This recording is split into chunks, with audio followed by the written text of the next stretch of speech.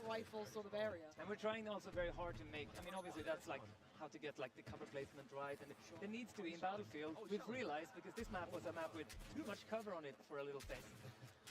Yeah. Would you know, right? Yeah. You need open areas, you need the dangerous. Yeah, that cross, you know, stuff like that. Yeah. Exactly. So you need to make the decision: do I carry a smoke here and use it to cross, or I don't, and then potentially get shot up? Yeah. Oh.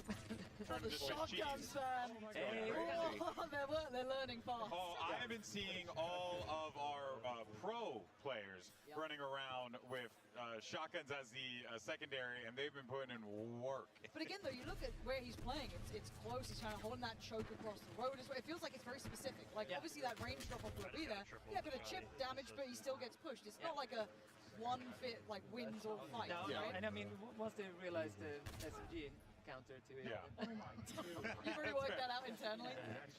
We've been here. I've been in that position. Last question before we let you go, Dave.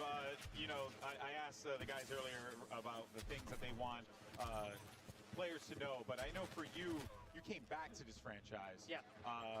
You know,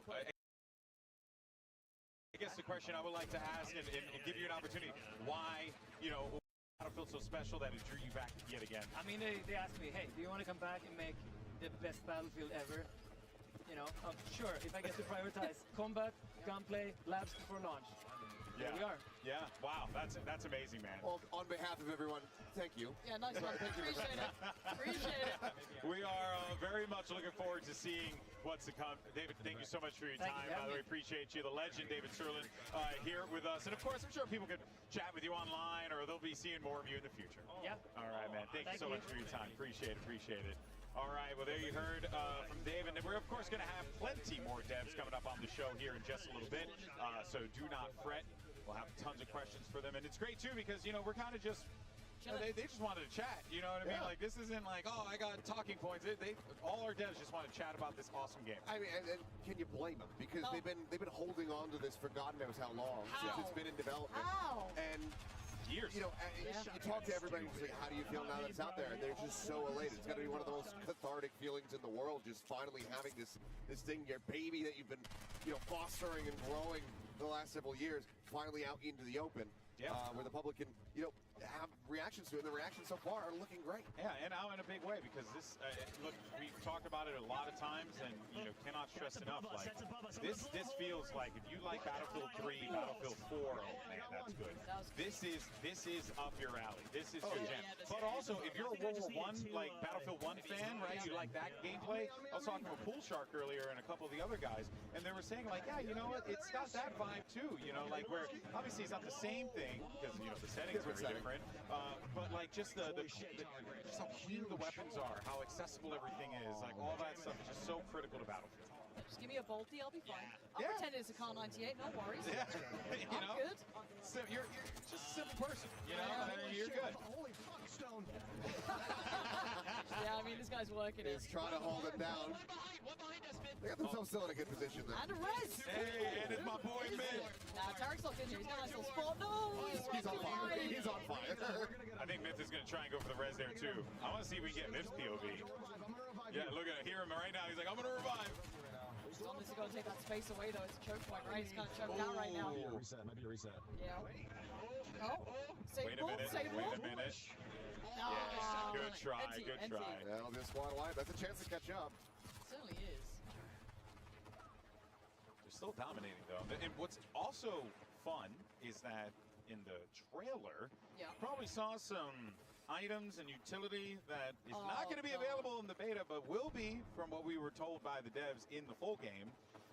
That ramp, for example. That seems crazy to me. That seems crazy. Because I was seeing Paladin and Amber try and get him, I was like, you know what would help here? Yeah, combat ladder. That combat ladder, you know, that'd be great. Yeah, there's a couple things that, you know, they said they're going to be, you know, kind of getting scattered into the game as time goes on. Whether or not that's going to be at launch, a time afterward, you know, with a Season 1 update, uncertain. But I do love that those things are on the horizon and that they can always, you know, bring in more things, even if it's, you know, util and tech that we saw from the past. Zip lines, hello, would love to see the return of those. Yeah. And right now, as it stands, basically, everything's in the cards. Like anything could happen. Yeah, that's kind of been the vibe that we've gotten from talking to all the devs over the course of the last couple of days, because we've had opportunities to yap with them about this stuff, and it really just feels like it's anything's possible. Yeah. All right, which that's a nice feeling, especially with a game that has so much history as Battlefield does, so many things that have been featured in this game in the past. Pansy, it's like, yeah, it makes sense. And again, it's one of those things that Battlefield in its various iterations has appealed in totally different ways to different people. Like someone that kind of like more slow, methodical pacing, someone a little bit more, paciness to it. It's hard to appeal to everything, but it does feel as though they're giving you the option of that now. Yeah. It's like, hey, maybe I actually end up just really liking these maps a little more than the Conquest, classic 64-player style. But there's something, it feels like for everyone. At least to my eye test so far. Yeah. You know what I would do in this situation if all these guys, I'd just grab a rocket launcher and blow something up. And I mean, it's kind of my solution for everything. I feel like a lot of people are doing that. Get that grenade launcher as well on the assault. Go And for it. break up those buildings there, so that this way you're not having to deal with, that cover, right? Also, because you're trying to get up those stairs. Yeah, right? exactly. You got that verticality against you as well. It's difficult. You've got to start having to use some of that kit to kind of break in. Yeah, there's so many tools available to you in this game for all the different classes. And it's fun, too, because I love playing Engineer, and even in circumstances like this, where, squad deathmatch, maybe playing Engineer might not be the most helpful for, particular things, but it will be helpful if you want to try and, break through stuff. You want to try and, create more vantage points for you, points of entry, anything, Yeah, there's a lot of things you can do with this. Oh, into a fresh one, and we got Seagull in the lobby here. Burnt Peanut, though, with that opening kill. They won their last DM as well. I'm pretty sure Burnt Peanut came out So on you guys didn't get a chance to hear the interview. Hutch was talking to Aliak and just flat out said, "I'm playing with bots." Was what he said. That's wild.